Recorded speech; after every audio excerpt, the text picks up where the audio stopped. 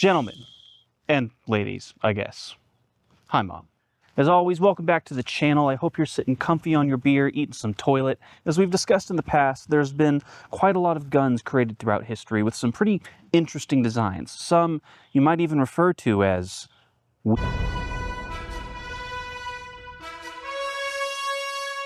Now, we've looked at quite a few interesting guns over the last few months, and today we're going to talk about a few more, and hopefully finally decide if after centuries of firearms engineering, is the modern day slug thrower really all that better than a classic English U longbow? Let's find out, shall we? South Africa, Blood Diamond, Neil Blomkamp. Now, the guns on level 5 of the Weird Gun Iceberg are for those folks who have watched nearly the entire catalog of the Forgotten Weapons YouTube channel and spend most of their free time on firearm subreddits. If you know most of these guns already, consider yourself an official gun nut. Now, believe it or not, we're going to start off with another shotgun again. Another space shotgun again. Another Russian space shotgun again. The TAWS-81 Mars was a prospective replacement for the TP-82 Cosmonaut survival gun that we talked about on the last level of the iceberg. Now, rather than a tri-barreled break action, the TAWS-81 is actually a bullpup revolving shotgun. During the early stages of the gun's design, it was nicknamed the Topor, meaning the axe, but confusingly, the final design has a folding bayonet and not an actual axe blade, which is definitely more practical, but an axe would still have been way cooler. And speaking of goofy revolvers, the Mateba MTR-8 was a prototype competition revolver that in a lot of ways set the groundwork for designer Emilio Gazzoni's later designs like the Mateba Unica and the Chiappa RHINO. The build brings the cylinder farther forward on the frame than a typical revolver, lowering the axis and distributing weight better for those quick follow-up shots, and it also has a shrouded hammer that can be manually operated with a lever on the side of the gun to cock it back. The gun was chambered for numerous handgun rounds, and there was also a carbine variant designed, but neither really saw any serious production or sale. Now, a lot of the guns we've explored so far came from times when firearms engineering was either just about to reach a big milestone or had just made one, and a lot of times those advancements had to do with the way ammunition was designed. The arrival of self-contained metal cartridges is probably the most significant, and one of, if not the earliest iteration of metallic cartridges, were designed by Jean Pauly as early as 1812, when most people were still using flintlocks. They were made up of a copper base, a primer powder of Pauly's own design, a round bullet, and the casing to hold it all together. It would then be loaded into the breech of the gun and primed with a needle that would push a small piston and ignite the main powder charge. While not incredibly practical even at the time, Pauly's guns laid the groundwork for a lot of technology that came afterwards, and Pauly himself would even employ several men that went on to make a name for themselves in the firearm industry, such as Johann Dreyse and Casimir Lefaucheux. The Schuler Reform is a unique attempt to contend with pocket revolvers and derringers because it replaces where a cylinder would be with a block of 4 chambers and barrels arranged vertically. Each barrel holds 1 cartridge, and the entire assembly is actually slid down into the frame of the pistol, not too unlike a clip used on a top-loaded bolt-action rifle, or if you want a really niche reference, the 2007 Nerf Mag Strike. When loading the magazine, the uppermost barrel stops slightly below the hammer with friction from a small spring-loaded stud at the bottom of the magazine, keeping the whole thing in place. When the trigger is pulled, a small lever engages with a series of indentations on the back of the magazine that raises the entire block to line up with the next barrel on the hammer. The idea is kind of similar to how a lot of revolvers will also spin the cylinder and engage the hammer at the same time when the trigger is pressed. The lower 3 barrels have a small hole drilled into the barrel above them, which ports excess gases into the barrel above, ejecting the empty cartridge except for the bottommost shell, which then has to be removed manually. Now, I couldn't really find a whole lot of information as to how many of these were made or how prevalent they were, so I would imagine that the Schuler Reform wasn't too much of a commercial success, but it is still a pretty cool, albeit goofy pocket gun that for obvious reasons, just couldn't contend well enough with a decent pocket revolver. Now, we all know that one of the earliest types of revolvers to see pretty common use was the pepper box that we talked about way back on level 1, and one of the gun's contenders was known as the Collier Revolver. Now, if you play the tabletop skirmish game Malifaux like I do, then you might actually recognize this pistol as the main ranged weapon of several different characters in the Outcast faction, like Parker Barrow's Dead Outlaw Minions or Sue the Man in Black, and yes, that is a Johnny Cash reference. Niche nerd references aside, the Collier is one of the earliest true revolvers that was not just a ring of individual chambers and barrels like the pepper box. It offered better accuracy and speed, but its biggest flaw was the flintlock mechanism it used to fire, since it was quickly overshadowed by the much more reliable percussion cap mechanism that came just a few years later. Now that said, the Collier Revolver was still very significant in that it was directly responsible for inspiring Samuel Colt to create the Patterson revolver, as he saw Colliers used during his time as a seaman on the brig called the Corvo. Now, we all know how quickly firearms advanced in the latter half of the 1800s, with the first machine guns showing up right at the turn of the century, and one of those was a gun called the Schwarzlose. While bearing superficial resemblance to other early machine guns like the Maxim or the Vickers, it operates on a very different mechanism using a closed-bolt delayed blowback system that runs on a series of gears and notches with only one spring, which is not standard for a heavy machine gun, especially one from the era it was produced. It's also not entirely recoil operated, so the barrel doesn't actually move, which allows for a much more robust water cooling system. The sights are adjusted with a hand-cranked gearwork system, as well as a revolving gearwork rod that serves to feed the ammo, and actually has to be charged 3 separate times to move ammo properly up through the gun's mechanism and into the firing chamber. The gun also has an internal oiling system that lubricates the shells to aid in their extraction. The Schwarzlose was robust and reliable if it was used in the intended role as a mounted infantry weapon, but it met with much less success when it was used in roles that it wasn't designed for, unlike the highly adaptable Maxim-derived machine guns. Now, keeping up with niche 1900s firearms, let's talk about the Becker revolving shotgun from Germany, which was designed primarily for use in hunting and only made in very small numbers with no official military service as far as I could tell. Now, this gun has only made a media appearance in a handful of video games, one of those being an indie World War II game called Land of War, which isn't too well rated, and the other being Call of Duty Vanguard, which we all know how that went. Oh my god, bro. Oh, hell no, man. But thankfully, I didn't have to spend the money just to get a few seconds of gameplay, because the Becker is also featured in the mobile game World War II Heroes, which is free. So the Becker is another example of a blow forward action, which means the barrel actually moves forward about an inch to eject spent shells out of the revolving 5-round cylinder. Design for the gun began in 1899, but the Becker didn't actually enter production until the 1920s by a company named Romerwerk. While the Becker's cylinder looks like it should hold 6 rounds, the chamber that would have been that last shell is actually just a solid piece of metal, and that's actually entirely out of necessity due to the way the operation works. Being a gas-operated action that ejects spent shells after firing, having all 6 chambers would cause a live shell to be ejected after the first shot. Another side effect of the design is that while the first 4 shells are automatically ejected, the last shell has to be manually unloaded with an ejector rod. It's always really interesting to me to see the different ways that people think to allow more ammo in a gun before things like removable magazines became more commonplace, and being that revolvers were a pretty proven method, it's also really neat to see all the different ways that people implemented it into different gun designs. It's also interesting to see how entire platforms are often redesigned or repurposed, a great example being the Gepard PDW, which is an experimental design based on the AKS-74U. It was developed as a solution to a shortage of 9mm ammunition in Russia during the 1990s, so it was actually designed to be capable of firing 6 different calibers without any parts needing to be swapped out or replaced, but it can also fire up to 15 different calibers if you change things like the bolt or the barrel. The Gepard can fire 380 ACP, 9mm Makarov, 9mm Parabellum, 9mm 7N21, 9x21, 9 Gyrza, as well as 9 Grom with an additional chamber replacement. Now, depending on the caliber, the gun also fires using one of 5 different methods, those being standard blowback, inertial mass blowback, partial gas blowback with inertial mass, delayed blowback, and long stroke piston with a rotating bolt, which is typical of most Kalashnikov platform guns. The time around the end of the Cold War to the start of the War on Terror was rife with new and experimental purposes, a lot of them being urban warfare, personal defense, and close quarters combat. This obviously led to a lot of famous PDW guns like the Gepard, as well as many others, but it also led to a lot of new shotguns, like the Pancor Jackhammer, which has appeared in more video games more times than it was actually produced in real life. As the bastard love child of the Webley Fosbury, the Nagant Revolver, and the Neosted 2000, the Jackhammer operates on a groove-driven revolving cylinder called a cassette, which presses against the barrel when firing, forming a gas seal, and is charged using a forward-sliding pump-action forend.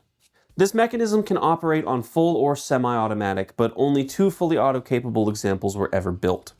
The cassette magazines could also theoretically double as an improvised landmine by attaching an extra mechanism to it that would set off all the rounds at once with a pressure plate, but that idea was only ever proposed and not actually built or tested beyond a plastic mock-up. While a handful of non-firing models still exist, only one fully functional jackhammer is still around, but since it's one of the earliest prototypes, the mechanism isn't as refined as later models, and so it has to be almost fully disassembled just to load the thing. If you played a lot of shooter games from like the late 90s to the early 2000s, then you probably recognize the Jackhammer, but I'd wager that there are a few of you who didn't actually know it was a very real gun. The Jackhammer was actually derived from an experimental weapons program called the RHINO Project, which aimed to develop a repeating, handheld, improved, non-rifled ordnance weapon that was essentially just a specialty shotgun that used a proprietary ammunition in the place of plastic shells that could melt in the chamber from the heat generated by consistent automatic fire,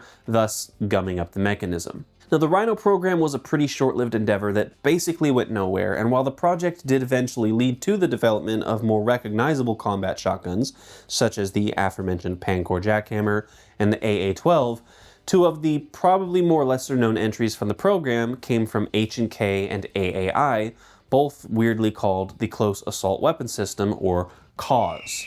The submission from H&K was a bullpup shotgun with a frame made of high-impact plastic, very much like the G11, and it operated on a floating recoil system with all the necessary controls capable of being used on either side of the gun, making it fully ambidextrous, which was often very hard for early bullpups. Ammunition for the H&K CAWS was developed by Winchester and used belted brass shells that held either tungsten alloy buckshot or specialized flechettes. The AAI CAWS, on the other hand, was designed to work much more like a typical assault rifle, with some of the furniture coming directly off the M16 itself, with the idea being that it would make the gun more familiar to soldiers using it. It used ammunition developed in-house that came in a variety of loads, including explosive and armor-piercing shells, tear gas grenades, flechettes, and buckshot, just to name a few. They could also fire scimitar shells, which were another specialty ammo created for the program that fired 10 tiny blades made from stamped steel that could cause more debilitating wounds than a flechette and had enough power to pierce metal plating, with the drawback being that the scimitar rounds did not have quite as good stability or spread. Both CAWS shotguns could be modified to use traditional shells as well, and while a fair amount of development and testing was made on the project, it ultimately fell apart in the 80s. The biggest issue with the entire program was that while the goal was to provide a weapon that would be extremely effective in close quarters situations and engagements within 100 yards, it didn't really account for if soldiers had to engage targets beyond 100 yards. H&K would eventually revisit the design for the failed OICW program, integrating elements of the CAWS design into the XM29, but we all know how that went too. Oh my god, bro. Oh, hell no, man. Now, lots of guns have made their way through military trials over the years, and leading up to the start of the 20th century, a lot of the upper brass were looking for new sidearms for their soldiers. Like the Mannlicher 1894 repeating pistol, which used a blow-forward mechanism where the barrel moves off of a fixed breech to cycle ammunition rather than in a typical blowback where the breech does all of the movement backwards. This is done with a heavy recoil spring placed over the barrel and an outer housing containing and guiding the barrel as it travels forward. This is coupled with a 3-armed barrel holding lever that sits over the trigger and uses 3 individual notches or arms to engage the trigger, barrel, and hammer all at once during operation. Now, since you can't exactly lock the bolt or slide back for reload on account that the barrel is the one doing all the moving, you have to actually hold the trigger down to keep the barrel trapped forward so that you can load your cartridges into the 5-round internal magazine. While the Mannlicher 1894 was trialed by a handful of countries, including the US, none of them would actually adopt it for use, with the main reason being that it didn't really perform much better than all the various revolvers everyone else was using at the time. The nature of the blow-forward mechanism also didn't allow for too powerful of a round, and coupled with an internal magazine that only held 5 shots, most revolvers could carry more ammo and had more stopping power. The gun also had some feeding issues, and in the case of the US trials, the barrel exploded after only a couple hundred rounds. While the Mannlicher 1894 was certainly innovative in many respects, it was also one of the earliest forays into semi-automatic pistols, so the very idea of that sort of pistol was still being figured out. But it also wasn't the first semi-automatic pistol, as that title technically goes to the Salvator Dormus 1891. While there were several early repeating handguns in development around the time, the Salvator Dormus is the earliest patented pistol that uses a semi-automatic operation, and being that it didn't really have much reference to go off of, it underwent around 20 different iterations before a final functional design was finally made. Even by today's standards, the gun is very forward-thinking and has a lot of very clever features that are honestly pretty surprising in a 133-year-old pistol. It has a lock that holds the bolt open on empty, a Sammerhafty. It has a lock that holds the bolt open on empty, a hammer safety that allows the shooter to carry the gun loaded, a very generous charging handle, and even an ejection channel in the grip to drop out empty clips when reloading. It understandably used proprietary ammunition since it was really the first gun of its kind, and while it has often been mistaken as firing on a direct blowback operation, it actually uses a very unique form of delayed blowback by way of the trigger itself, which adds the necessary resistance on the bolt. The gun was trialed by the Austrian army, who at this point I assume tested basically every pistol in development in the 1890s, but only around 50 of them were ever made, and it was never adopted for service. Now there's actually been some discrepancy about whether or not the Salvator Dormus was indeed the first semi-automatic pistol, as some argue that a pistol designed by Josef Laumann deserves that title. However, this gun was actually patented a few months after the Salvator Dormus, making it a close second, but still an equally unique and interesting early semi-automatic, or what was then called auto-loading pistol. But it's also a bit up for debate if the 1891 Laumann can even be considered a true semi-automatic pistol, since a ring lever in front of the trigger does most of the work in operating the bolt, making it a little bit closer to a manually operated repeating pistol, not too unlike something like the Savage and North Figure 8 that we talked about on level 4. Laumann's 1891 design was also a bit of a retrofit of his earlier and more obsolete manual repeaters, upcycling a lot of the parts and mechanism into what was not really all that great of a pistol. All the same, Laumann did try to offer his pistol to the consideration of the Austro-Hungarian army, who understandably rejected it. He would go on to partner with the Schonberger brothers in developing further improvements on the original 1891 design, and eventually created the Schonberger Laumann pistol in 1894, which replaced the ring with an internal spring system to run the bolt, more akin to a typical blowback firing mechanism. The Schonberger brothers did try to get this new pistol accepted into service as well, but it too was rejected, which Laumann apparently took very hard and soon after, unfortunately, took his own life. And while I can't confirm how he actually did it, he did make his own guns. Another ring-operated pistol that was a bit of a contender to the Laumann was the Bitner Repeater, made in 1896.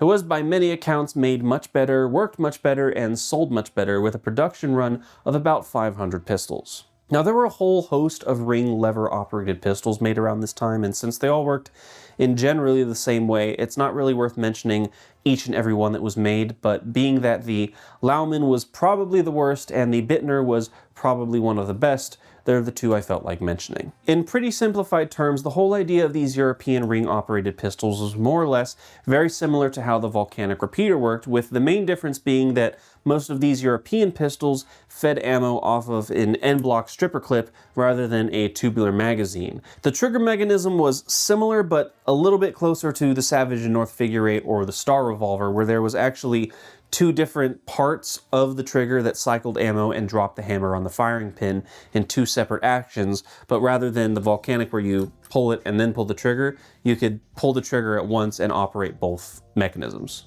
And while their fire rate was pretty comparable to most double and single action revolvers of the day, those stripper clips made loading them much faster, thereby making the guns quite effective. Now, would you believe me if I said that another early contender to revolvers in the late 1800s was actually a single-shot breech loader?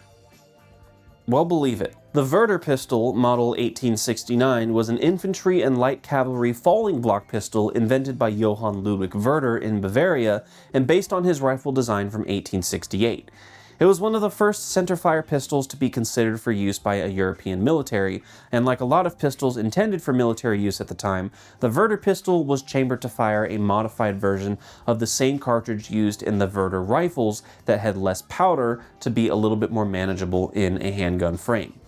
Now, as I'm sure you've noticed, the trigger guard contains two distinct triggers, the back one doing the actual firing by pressing back on it, and the front one tasked with opening the breech block and extracting the spent round by pushing it forward. While still only a single-shot pistol, a soldier with enough practice could load and fire fresh rounds pretty quickly, earning the gun the nickname of the Lightning Repeater. There are very few Werder pistols left since only a handful were ever made for testing, but the rifles they were based on saw a little bit more higher production on account of actually seeing some limited military service in the Bavarian army. Because of this, there has been no media depiction of the Werder pistol that I could find. However, the rifle does make a very brief appearance in the East German film Atkins, which is one of only a few dozen red westerns, which was a very niche film genre of cowboy movies produced in the Soviet Union, with stories set in the American West, and because of unfamiliarity with American culture and history, the films often tried to hit the same tropes and motifs, but usually had wildly different themes and messages than US or Italian produced counterparts. Now, the Werder rifle is seen in this film for less than 2 minutes, and I'm assuming that it was meant to be a stand-in for a more appropriate rifle like the Remington Rolling Block or maybe even the Martini Henry, but because at the time Western guns, especially old American ones, were probably really hard to find on the eastern side of the Iron Curtain, the filmmakers probably just had to use whatever old gun they could find, and there happened to be a Werder lying around. Another one of the literal dozens of goofy early repeating pistols is the Schwarzlose Model 1898, which is a full-sized, locked breech, rotary bolt, semi-automatic pistol invented by Prussian inventor Andreas Schwarzlose, who also invented that big machine gun we talked about earlier. Now, compared to some of the other designs of the time, it actually bears a much more standard look and build to modern pistols, and it at least superficially operates similar to pistols like the Colt Woodsman or the Browning Buckmark. Most Schwarzlose pistols used a 6-shot detachable magazine, but there was also an 8-round variant produced in small numbers, with only around 500 total guns being made. A few were given to the Boers during the Boer Wars and the Social Democratic Party during the Russian Revolution, but they didn't see a whole lot of use in either cases, and in the case of the Russians, most were actually confiscated by the Imperial Russian Guards before they could ever even see use. And speaking of Russians, what if some vodka-fueled Soviet mechanics designed the H&K G11 instead of the German mad scientists we all know and love? Ivan, what if we had AK, but smaller? Of course, but what if we had AK-4 to shoot capitalist pigs very far away? Splendid idea, and we could also make AK to shoot very fast for a very long time. And don't forget, we should make AK that shoot very quiet. Now you are thinking, comrade, but we could also make AK that shoot hyperburst fire to fire 2 bullets before recoil even take effect. The AN-94 is a new-age Russian assault rifle designed in 1994 as a potential replacement to the older Kalashnikov platform. The initials stand for Avtomat Nikonova Model 94, meaning Nikonova's automatic rifle made in 1994.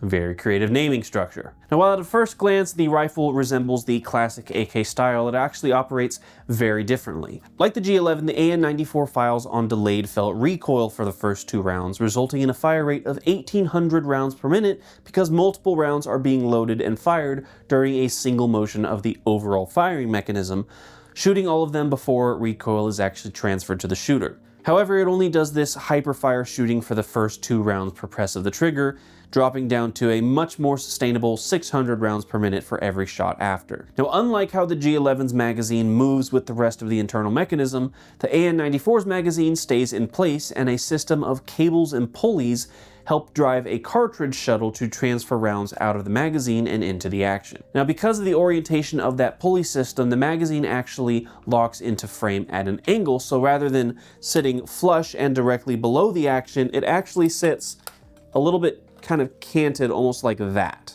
And before any of you get at me in the comments, there's nobody behind this camera, nobody behind this wall, and this is an airsoft gun. While the gun was hyped up as the new Russian gun of the future and even made a couple appearances in futuristic media like Black Ops 2 or Ghost Recon Future Soldier, the AN-94 was ultimately deemed far too complex and costly to manufacture or distribute on a wide scale, so it's only ever seen service in a few special case applications.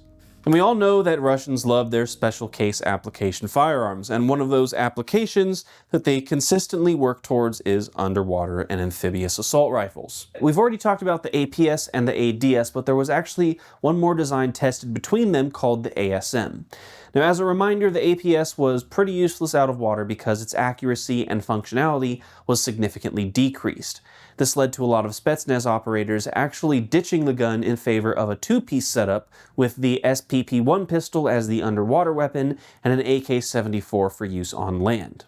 And while certainly more effective, it still wasn't very ideal. Because of this, a team of engineers led by Yuri Danilov reworked the design of the APS into the ASM-DT, which could fire both underwater darts and standard cartridges depending on if it was loaded with the same magazines as the APS or the AK-74 respectively. Now, rather than how the later ADS has an adjustment switch in the gas system for swapping between underwater and surface fire, the ASM makes this change automatically, but considering that it's an older design, I would imagine it's not quite as effective or reliable as the system in the ADS. Now, one big issue with firing a gun after it's been dunked in water is that if you don't let it drain out before pulling the trigger, all that water in the barrel is effectively like Bugs Bunny sticking his finger in Elmer Fudd's shotgun. That's because the surface tension of water filling up what is essentially a very long metal straw effectively makes the bullet a lead cork, and when all of those gases and pressure push up behind it, that can cause the barrel to explode. To address this, the ASM barrel has a number of shallow grooves along its length in addition to the rifling grooves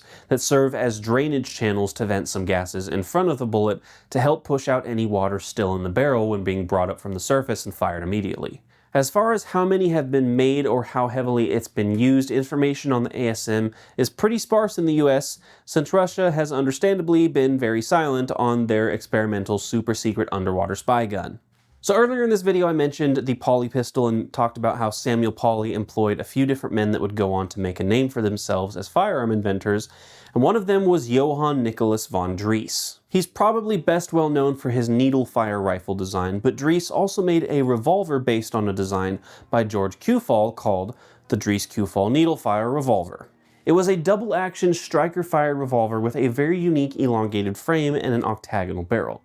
Being that they were needle fire, they weren't incredibly powerful and were mostly only marketed to civilians, although they did see a little bit of use in police and military applications. Now, earlier on in this entire iceberg list, I talked about the Velo Dog revolver made by René Galand, but inventing guns actually ran in the family, as René's father, Charles, also designed a few of his own pieces, most notably one of his revolvers called the Galand Revolver, which was a lever-action, double-action, open-top pistol.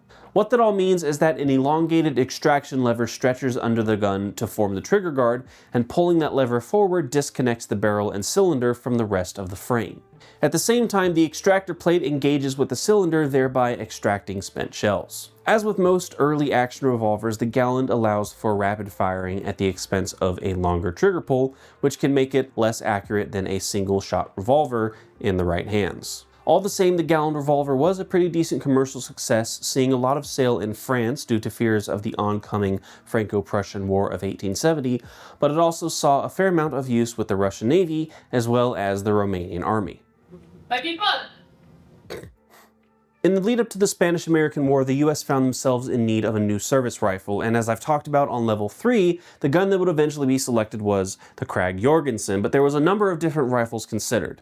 When the Krag came out on top of the initial series of trials, several domestic firearm designers resisted the use of a foreign design, pressuring Congress to demand a second series of trials in which more American-made rifles would have a chance to prove their worth. One of these rifles was the Blake Bolt Action. Now, as I talked about in the past, with the Krag, you actually load ammo in this loading gate on the side. You just kind of drop ammo in, close the box, and you're ready to go. The much more common method was the stripper clip, where you put in your rounds on a clip, push it in, and then you're ready to go. The Blake rifle does neither of these and actually uses a removable 7-round end-block clip that functionally operates like the cylinder of a revolver. The actual firing mechanism of the gun is pretty standard for a bolt-action rifle, but this removable revolving end-block clip would prove far too mechanically.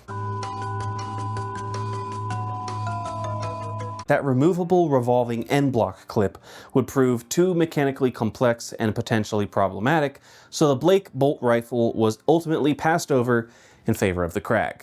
John Blake would still try to get his gun selected for use over the next few years, even submitting it to the US Navy trials of '95, but it again lost out, this time in favor to the Lee rifle. Now, as for another goofy rifle that lost out on domestic military trials, the Vektor CR21 is a South African bullpup assault rifle designed by Denel Land Systems and was presented as a possible replacement for the Vektor R4 that was being used by the South African National Defense Force at the time. Like a lot of other bullpups, the CR21 can only be fired right-handed since the ejection port is located on the right side of the rifle and can't be swapped. Really, all the CR21 is, in basic terms, is the same R4 action modified for bullpup operation, technically making it, by a few degrees of removal, a bullpup AK.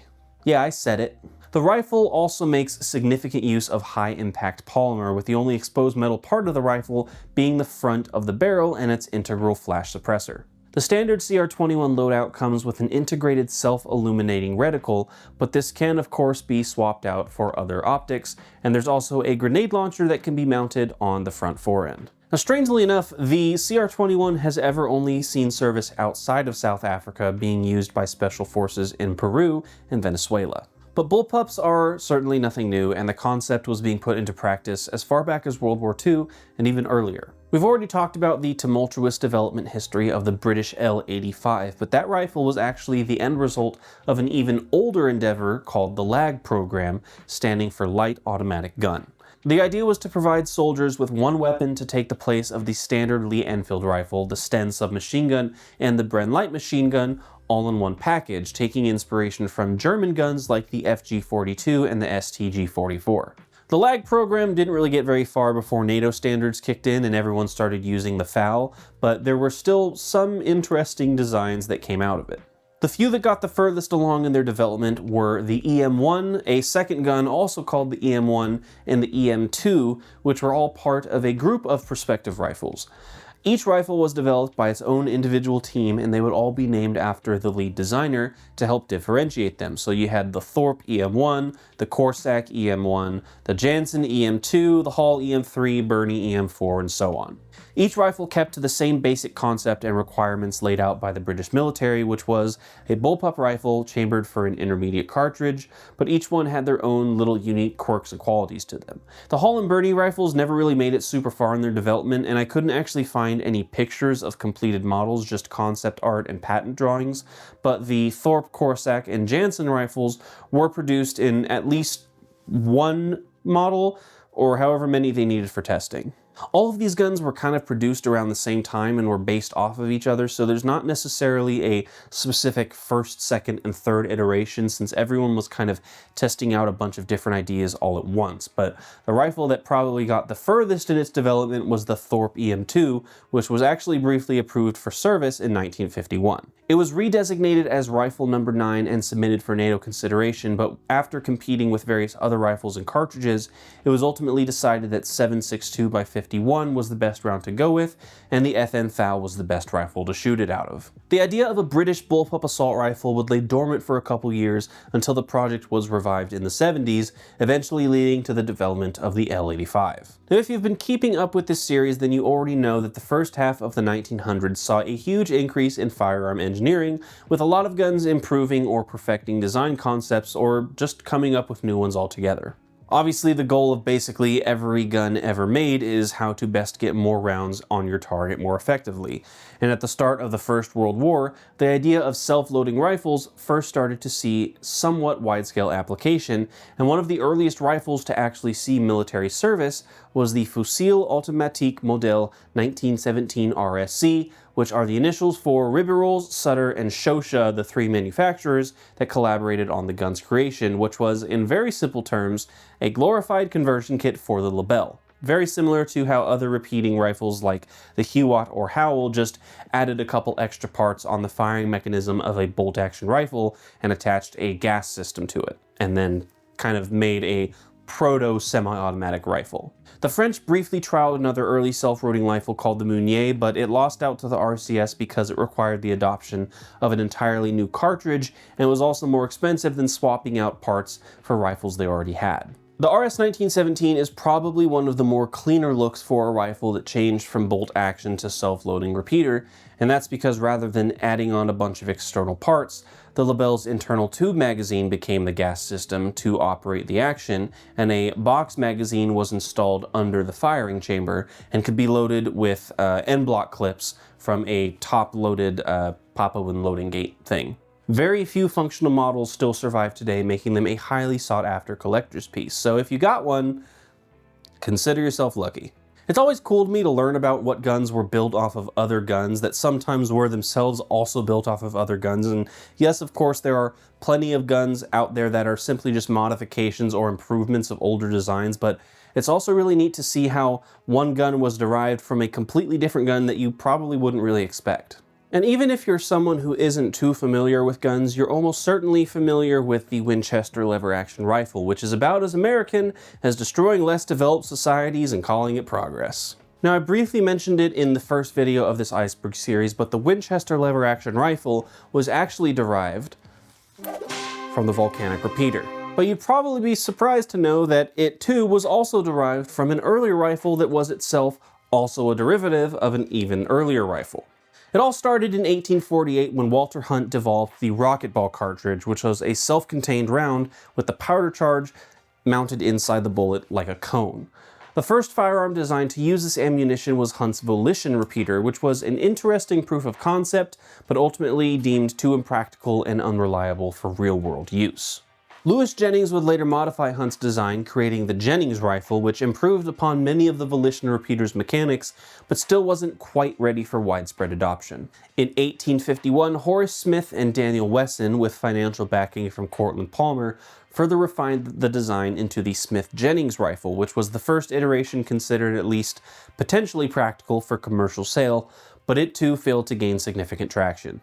After a few more refinements to both the firearm and the rocket ball ammunition, the volcanic repeater officially entered production, marking the beginning of the Volcanic Repeating Arms Company, which, after a couple years of financial and legal struggles, was reorganized under the leadership of Oliver Winchester, which eventually became Winchester Repeating Arms Company, leading to the development of the classic Winchester lever-action rifle. That's so fun. Now, if I were to ask you to name a rifle just as iconic to American culture as the Winchester, a good chunk of you will probably say the M16. And sure, the M16 isn't exactly what we would call weird, but what if we made one into a double-barreled, double-magazine alternating fire abomination? Well, the psychopaths at Tromix Projects answered that exact question. Now, Tromix operates with the mentality that the most important part of shooting is having fun, and according to company founder Tony Roomer, entertainment is our main objective, and looking at some of the designs they've come up with over the years, you can't deny that they're probably having a good time. What if the Mosin Nagant shot 500 Magnum? What if there was an AK-47 chambered for 444 Marlin? How about a 50 BMG zip gun? What if we turned an AR-15 into a single-shot muzzle loader? Now, perhaps Tromix's most recognizable design, and certainly most cursed, is the Siamese and Trimese rifles, which combine either 2 or 3 individual M16s into one bizarre Frankengun. These were, for better or worse, only ever built as a fun proof of concept and never actually intended for production or sale, but as ridiculous as they look, they're actually not really all that complicated.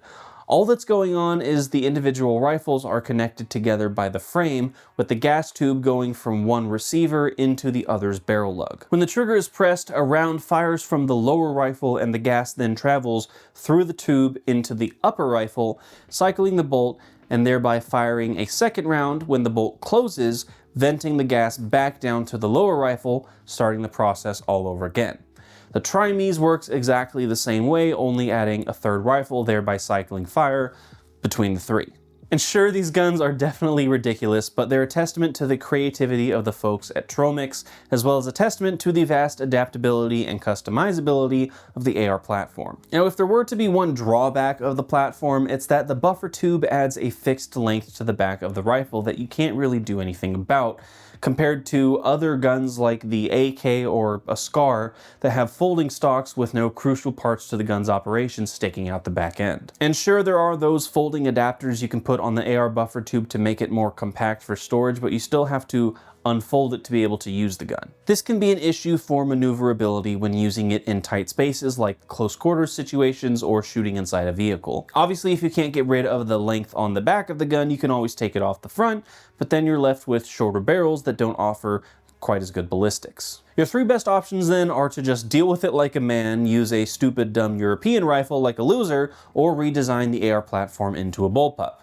And back in the 1970s, the folks at Bushmaster, then known as the Gwin Firearms Company, went with option 3. Creatively named the Arm Pistol, it rode the line between long-barreled pistol and compact rifle, and was one of the earliest successful bullpup firearms to actually see the civilian market. The gun uses many of the same parts as the AR-15 and takes the same magazines, but it operates on a long-stroke gas piston system similar to guns like the AK-47. But why is it called the Arm Pistol? Well, if you didn't notice, the Arm Pistol doesn't actually have a buttstock because it's designed to be fired either from the hip or held out in front of you like a traditional pistol. In what I assume was an attempt to make the gun more maneuverable, the sights and trigger housing are on a swivel around the main body of the gun, so you can actually shoot the gun at kind of any angle you want. But a precision instrument, this gun is not, because those sights don't tend to be all too accurate at long ranges, but it also wasn't really designed for that anyway, and it's honestly probably most effective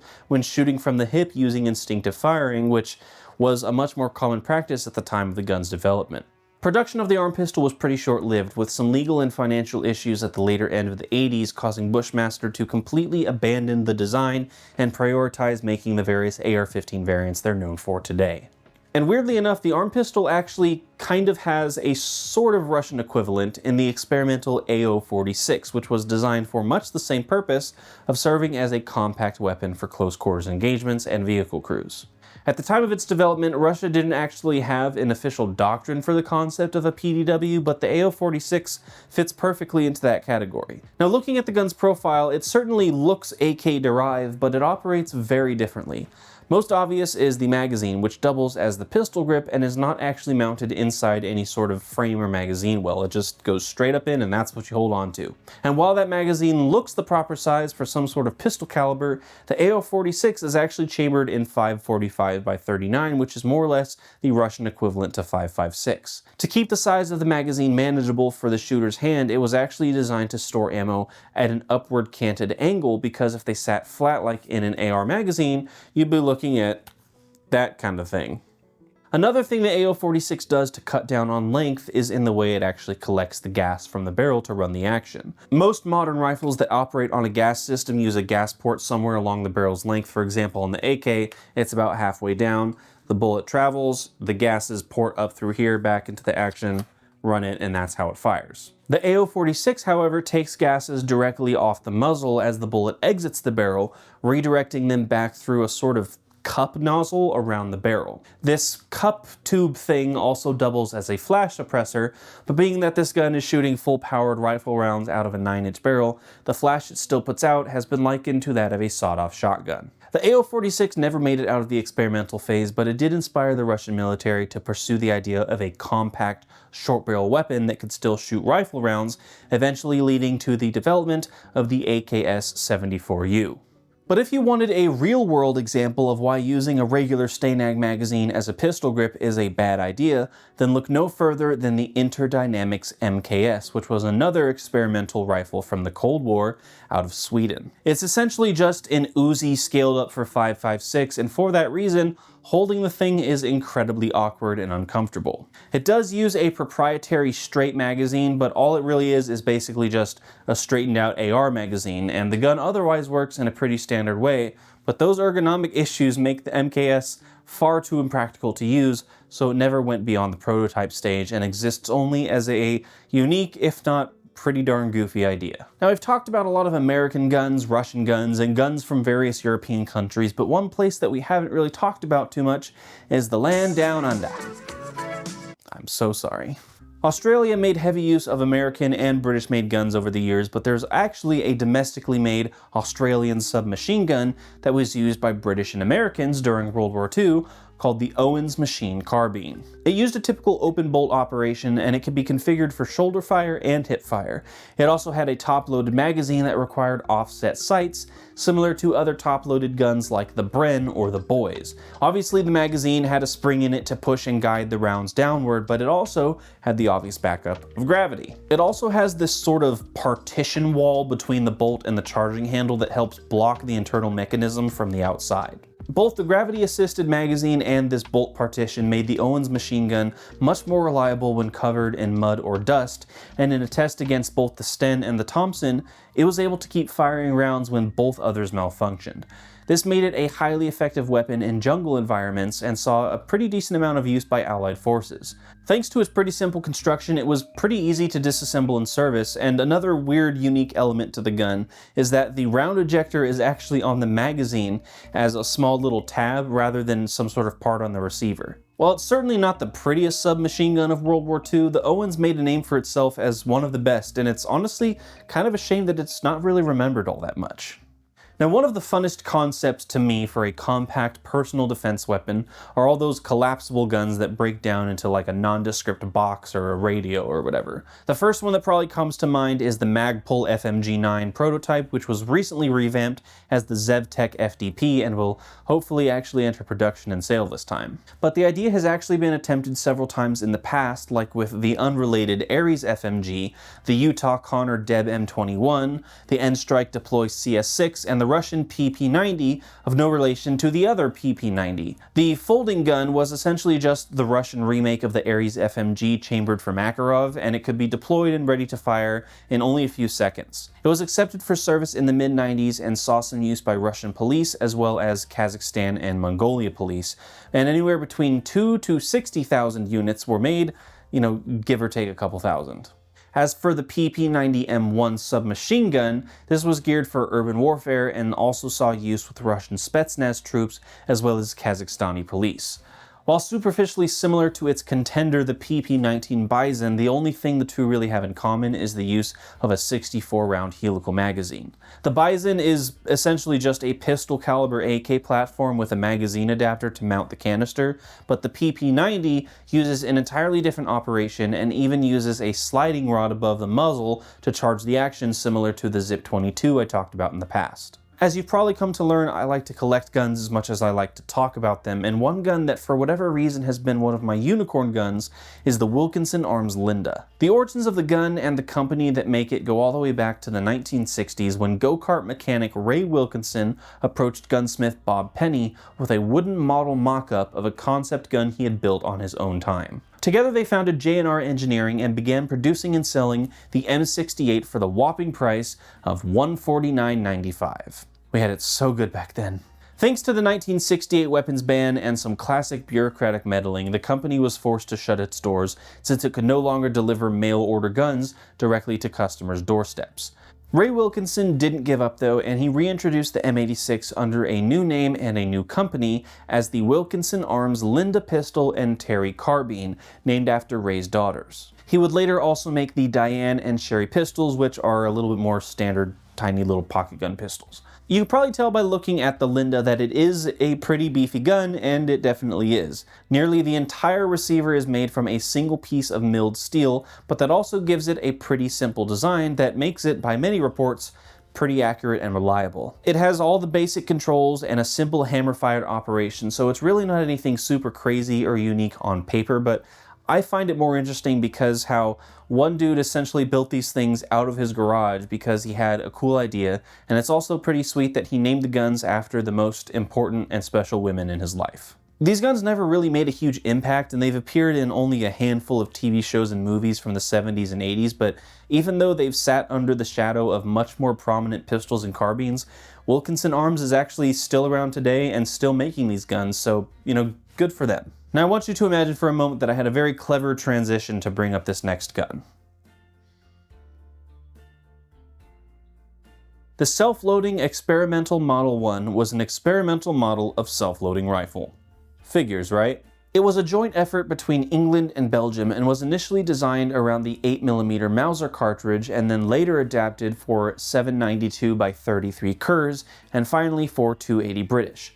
Now functionally it was just a gas-operated short-stroke piston rifle that used a removable box magazine, so nothing really all too special. It was one of several prospective rifles to show up after World War II as a replacement for British rifles, but it was never actually adopted and as far as I can tell was only ever made in small numbers for testing. FN Herstal would later take up the design and tweak it a little bit into the FN49, which would eventually lead to the creation of the FAL. Like I said, the Slim was nothing too crazy or unique, but I feel like it's an often forgotten installment in the timeline of weapons production, considering it was the granddaddy of the right arm of the free world, and it also has far too fun of a name to not mention. Now the last gun I want to talk about is another experimental piece from the early 1900s that is honestly more in line with being another conversion kit mod than an entire gun. The Paterson device was the American entry into the whole converting a bolt-action rifle into an autoloader endeavor, but it was actually one of the less practical ones.